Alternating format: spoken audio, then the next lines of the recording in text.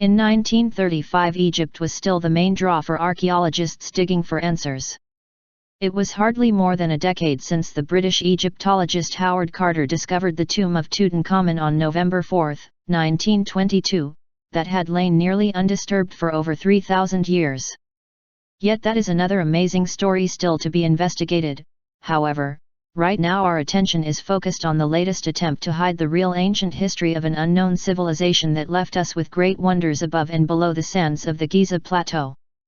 The first news of a secret city hit the world press in the first week of March 1935. By July of that year much more had been found, and the Sunday Express ran an article by Edward Armytage, who had just returned to England from Egypt, where he had watched the excavation of a city that was then thought to date back 4,000 years. Then came the silence, as it was if every living Egyptologist had lost all interest in this wonderful underground metropolis, for all their articles during the ensuing years were centered more on tombs of queens and shafts that had been sunk deep into the ground to burial tombs sometime during the 24th dynasty, which was as late as 732 BCE to 716 BCE. I find that very odd, for such immense stories about a whole underground city going back at least 4,000 years and then ignoring it completely in favor of a late period dynasty that almost passed without notice.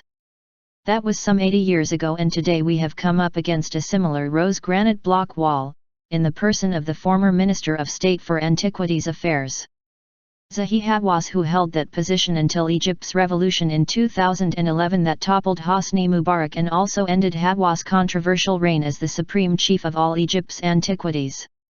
However, he still has his finger in the pie with his favored entourage. Much has been written about the Egyptian Indiana Jones, who may have a big smile at one moment but red-raged faced the next when any unwelcome question is posed to him. This side of his character is well documented in Robert Bauval and Ahmed Osman's book Breaking the Mirror of Heaven. However, such a temperament doesn't duly explain why Zahi Hawass has so publicly announced that there is nothing at all below the Sphinx, neither any tunnel nor a single chamber, when there have many photos of him entering descending shafts from the head of the Sphinx and another at the far rear of the lion body. Are we supposed to forget completely what we have seen several times in the past and so accept such denials without question? Apparently, he brushed off such inquiries of hidden tunnels under the Giza Plateau and chambers under the Sphinx by saying that it wasn't possible to look deeper as the chambers were either blocked or full of water.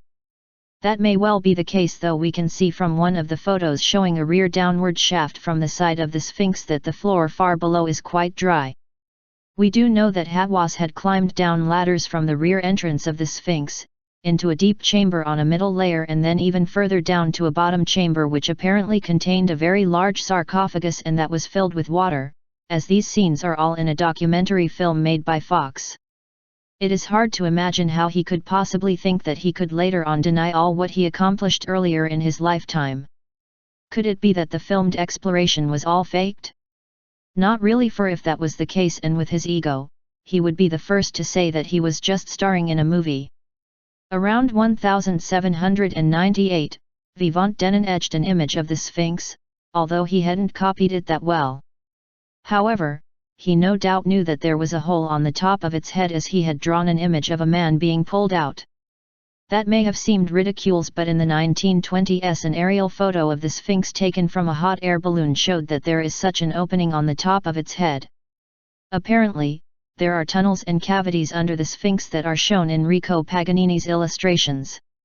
We have also noticed photographs within web pages on the internet of Hawass looking through a trapdoor on the top of the Sphinx's head, also of him peering down into another shaft on the rear of the Sphinx. It is obvious from the totally different construction material and color of the Sphinx head, which we believe is not rock, but some type of man-made substance compared to its limestone and eroded body. The head and face of the Sphinx must have been changed from its original shape long after the monument was first carved. There is hardly any damage and no erosion on its head compared to its body. The sides of the headdress are quite smooth, and we only must glance at the mythical creature to spot the lighter color of the body to the darkness of the head. We have little knowledge of prehistoric kings of Egypt apart from what is showing on the Palermo stone, so nobody knows what the pharaohs looked like beyond 5,000 years in the past. Fashion has a habit of remaining much the same in any block of countries and in the same upper echelons of society, that trade with each other, from one era to another, no matter how the larger population of ordinary people might clothe themselves. So when we look at the images left to us by Sumerians and Assyrians 1,000 years or two before dynastic Egypt, then chances are that whoever did rule the Nile countries at the same time would have dressed much the same. Not only following the same styles of habit, but they would have shared the same mythological beliefs. Gary has shown us elsewhere in his book how lions as guardians and protectors were placed on gateways by the Hittites as well as in Egypt. I have come across one report that the Sphinx did have wings at one time, but fell off the sides, and if that was true, then we might be regarding the mythical creature as the ancients believed it to be. According to Tony Bushby in his The Secret in the Bible, a badly fragmented Sumerian cylinder tells a tale that could easily be taken as having happened at Giza and involving a monster that had a lion head with a tunnel entrance hidden by sand. Everything now points to the Sphinx body having been sculpted out of natural stone when there was frequent heavy rainfall, and that takes us back to about the same time that Robert Bauval and Robert Schoch have calculated for the construction of the Orion's Belt pyramids, i.e. circa 10,450 BCE. There have been sketches of the Giza. The word Giza in ancient Egyptian means hewn stone, complex from as far back as 1665, and some do show two heads peering out of the sands, one usually having female features. It was an ancient Egyptian practice to inscribe two lions, which they called akaru, next to their doorways for heavenly protection, and that would lead us directly to the mound which Gary has found and measured. One would have thought that this mystery large covered shape so close to the Sphinx would have been greeted with great enthusiasm by the Egyptian authorities, yet Hawass and Mark Lehner didn't want to listen to his theory, according to a reliable source. Gary had contacted someone in a renowned institute in Cairo that had equipment that could detect objects under the sand. That person applied for a permit to the then Supreme Council of Antiquities to investigate the mound, but they didn't respond. Apparently, no one else was granted a license to investigate the specific area of the mound where we believe a second Sphinx could be unearthed. No doubt they had a reason for it. What on earth could it be that so alarmed those two Egyptologists, in so harmless but helpful suggestion that there was something that had been missed for centuries? Is it possible that they are hiding something beneath that mound? It isn't at all reasonable that anyone should have so much objection to any kind of probe or even a simple aerial photograph being taken, which might lead to the discovery of yet another amazing wonder of the world, and a wonder that would draw many more thousands of tourists to Egypt. They won't even admit to ever having examined the mystery mound themselves, and surely had this been done they would be the first to say so. A few years ago, Zahi Hawass met the Foreign Press Association in Cairo to vent his frustration with a group of pseudoscientists whose personal attack, through television and other media, had escalated to the point where it had become threatening. Apparently, he was worried that a NBC interview would support and publicize their ideas, which he suggests were purely for personal gain. He apparently said in a statement, "I want to talk about things that do not make any sense." His gesture expressed his increased frustration with what he commonly classified as pyramidites, those with views greatly at variance with the established scientific community. They are saying secret excavations connected with Atlantis are going on around the Sphinx are not being revealed. This is definitely not so. Apart from what we mentioned about Zahi Hawass, Gary mentioned that he was always very courteous towards him when answering his emails and phone calls. Perhaps it's because Gary gets on well with people and makes friends easily. Like all of us, Hawass is entitled to act the way he does, say whatever he wants, and writes about Egyptian archaeology the way he does, so we can't really blame him for that. However, he is not only a great showman and probably the most knowledgeable man in the world about ancient Egypt. Most of all, he certainly achieved a lot to promote tourism for his country.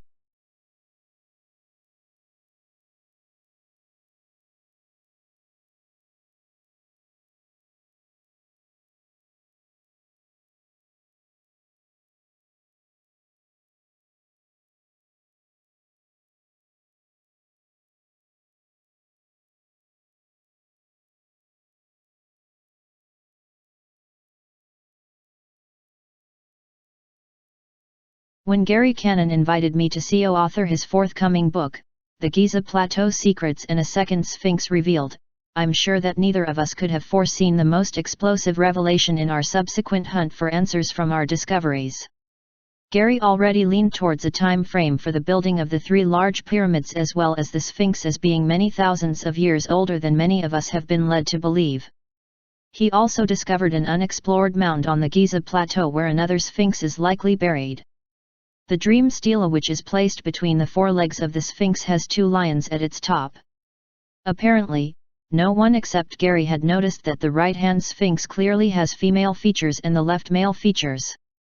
There are many other examples of ancient Egyptian art that depicts 2 male and female sphinxes.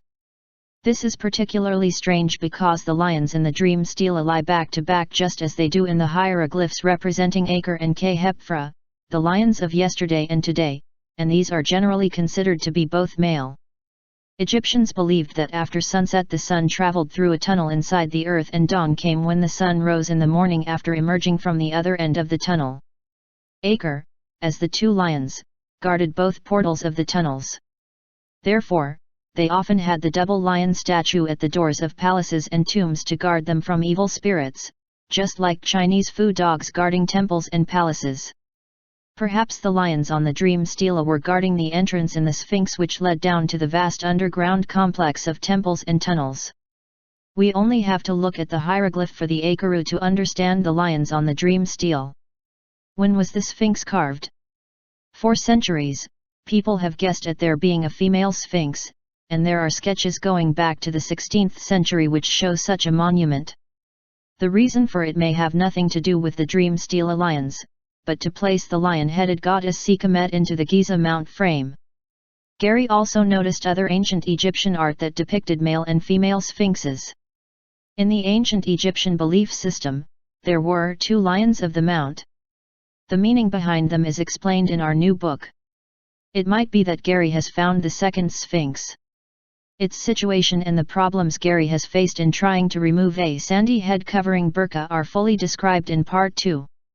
I agreed that the Sphinx had to have been carved out of natural rock far back in the past, for the massive erosion marks and lines around the body could only have been worn away when either there were many years of tropical downpours, or when the sea washed heavy waves over the Giza Plateau. Another reason for the erosion on the Sphinx compared with little or none on the pyramids is because the Sphinx is located about 60 meters, 196.85 feet, lower than the pyramids, where water would have stayed longer when the plateau was submerged. Jerry's point is that whoever carved the Sphinx would have had to have seen the huge bedrock in order to calculate the size to carve it. Therefore, there couldn't have been any sand covering that mound. It was most likely exposed at the time when the Giza Plateau's climate was fertile, or perhaps even tropical. That being the case, it would have been thousands of years before the ancient Egyptians were there. Perhaps it was before the onset of the last Great Ice Age or the so-called Great Flood, which might have occurred when the ice melted. Such a time was at least 12,500 years ago. Even so, mainstream Egyptologists have gone to great lengths to try and discredit such a time frame. Why are Egyptian archaeologists and Egyptologists so adamant in their beliefs that they cannot keep an open mind and admit that they could be wrong? Perhaps it's because any evidence proving the ancient Egyptians had not built the 3 main pyramids on the Giza Plateau or carved the Sphinx would surely change the course of their history and also discredit their writings about those monuments. It is all well and good to live and let live, to respect the fact that others have such strong beliefs that they find it hard to accept the truth, but when they falsify names and deface monuments, such as altering the face of the Sphinx, just to make them fit with those beliefs, it is going beyond acceptable actions.